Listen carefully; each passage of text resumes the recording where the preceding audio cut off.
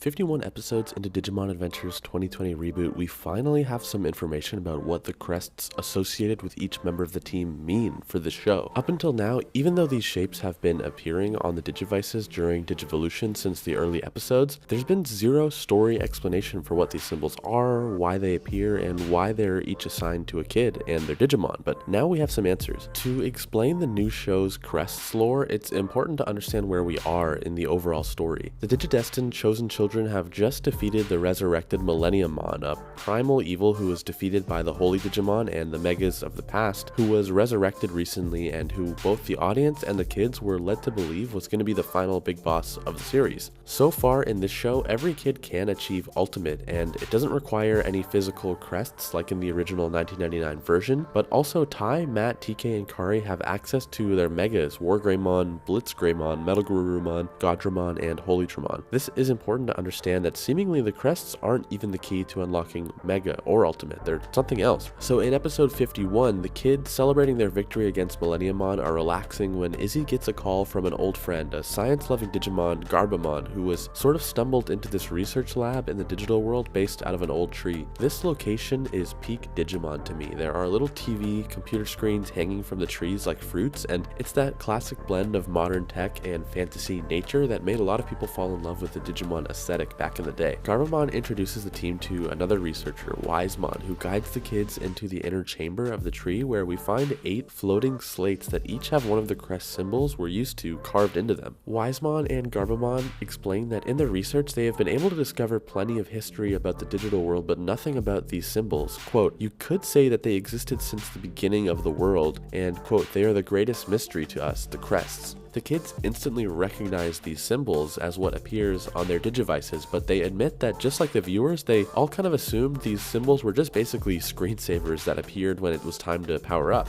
Wisemon presents 2 more theories. 1, it is said that they are the hidden codes that structure all of the world, and 2, hidden messages that were sent to us from somewhere else. What that somewhere else could be is currently unknown.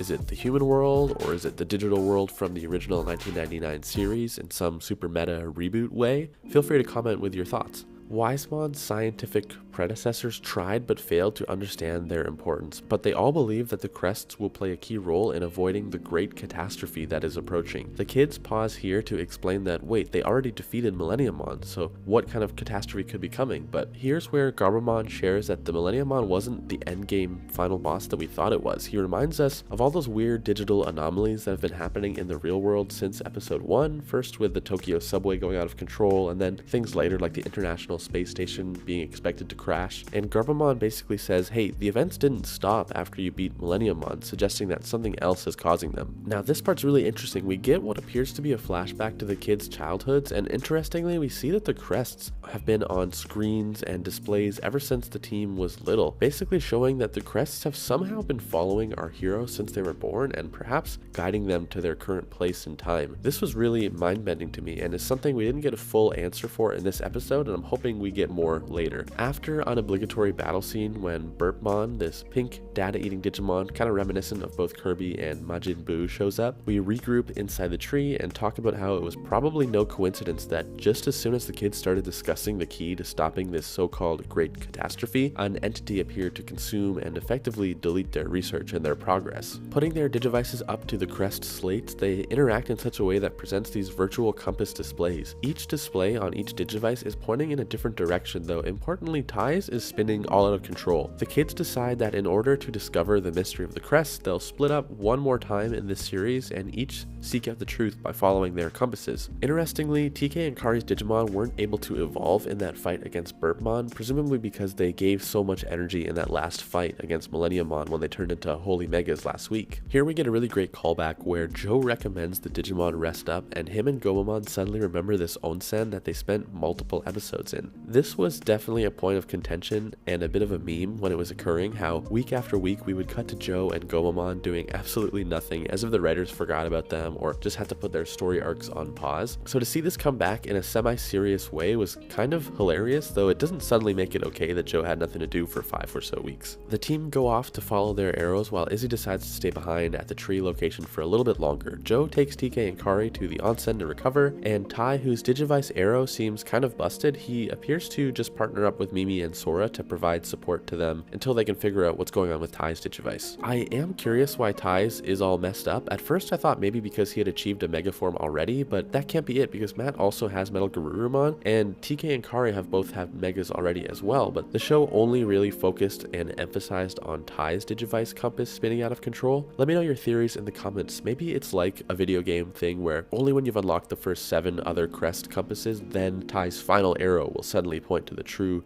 final boss area. So that is everything we know about the Crests and the setup for the remaining episodes of Digimon Adventure 2020. This episode honestly felt like something of a season finale in the way that the team had just got a big win an episode earlier. We got some closure, but we also got some setup for a new mystery with the Crests, and we're now splitting up to go on our own paths. It looks like each partner is about to get their Mega forms individually in a situation similar to how the Champions and then the Ultimates appeared in a rollout string of episodes. To me, this is honestly the best case scenario because my biggest fear for the series is that while the kids would all get Megas, that they'd get them all in a single episode in the final battle. Like, we'd get a War Greymon episode, a Metal Garurumon episode, and then have every other Mega crammed into one 5-minute action sequence. This would mean that effectively none of them would have meaningful solo character episodes and moments. We've got great characterization for Mimi and Joe in the season, but myself and others have been pretty underwhelmed by the writer's handling of Sora, so hopefully one more Sora-centric episode before the show wraps up does justice to her character. How the Crests will or won't play into Mega Evolution is still a mystery, but we will know a bit more next week with episode 52, which appears to be Sora and Pyomon's time to shine. So that'll do it for this week. Let me know what you thought about this episode. Personally, I was a big fan of the slower, lighter episode after a string of really world-ending battle episodes. Who do you think that eyeball Digimon appearing in the sort of internet world is, and what do you think its master plan is? Will it bring back Millenniummon again? Will it usher in Diaboromon or another familiar threat from the original? Comment below. I really do read all of the comments and I reply to the ones where I can, but until next time, thank you for watching and I'll see you in the next video.